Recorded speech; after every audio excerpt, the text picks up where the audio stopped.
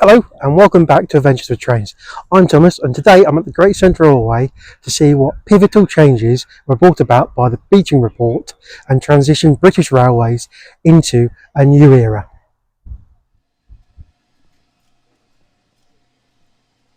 Having boarded the steam train waiting at Leicester North Station,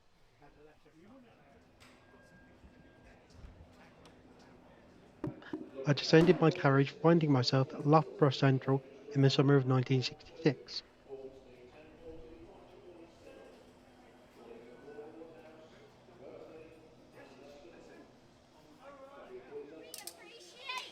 Just over a month after having won the Football World Cup, England fans were optimistic that more World Cup victories would follow.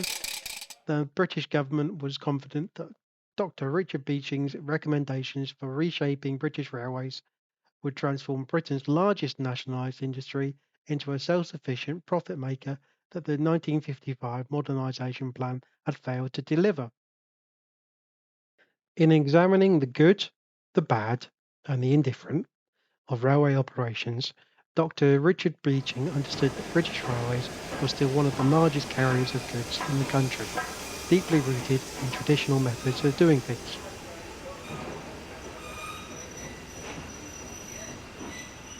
Unchanged since the early days of railways in Britain that were built to transport and supply Britain's various industrial centres, the raw goods required to keep the wheels of industry turning, the traditional railway methods were a slow and ponderous way of transporting goods. The ubiquitous pick-up goods train once traversed the full length of rural branch lines and industrial lines, collecting various wagons that had been loaded with small consignments of goods which had been dropped off at a local collection point by horse and cart alongside a growing number of road vehicles. Destined to be staged through marshalling large the length and breadth of Britain's mainline network to reach their final destinations via another pick-up goods service.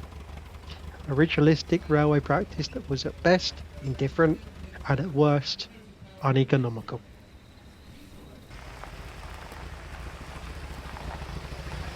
In the face of growing road transport competition, Beeching recommended the closure of small wayside goods yards, large goods depots and marshalling yards, replacing them with 100 concentration depots served by liner trains that transported bulk containerised loads quickly and efficiently over long distances, something the railways still did well.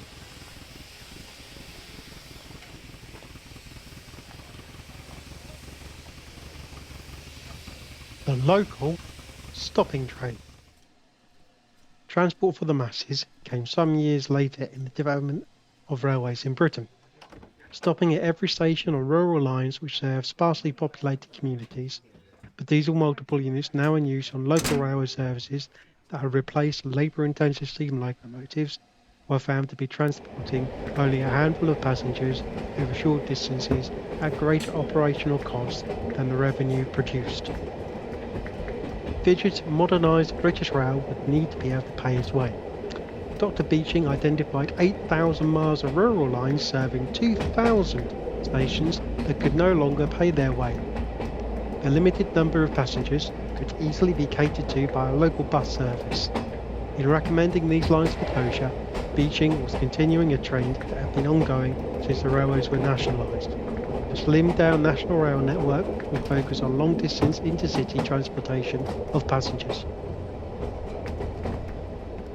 In the name of cost cutting, to make up the £100 million a year loss, the impact of the Beeching Report would affect 70,000 rail workers who faced an uncertain future on a greatly reduced national railway network the most.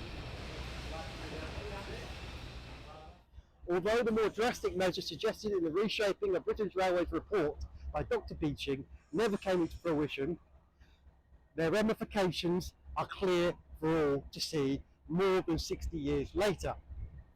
Incoming governments have inherited a railway network without room for expansion. With more and more people in Britain travelling by rail, perhaps reopening railway lines such as the Great Central Railway would be a better policy for the people of Britain travelling on Great British Railways. Thanks for watching. If you made it this far, don't forget to subscribe. I've got a train to catch to get home. I'll see you later. Bye.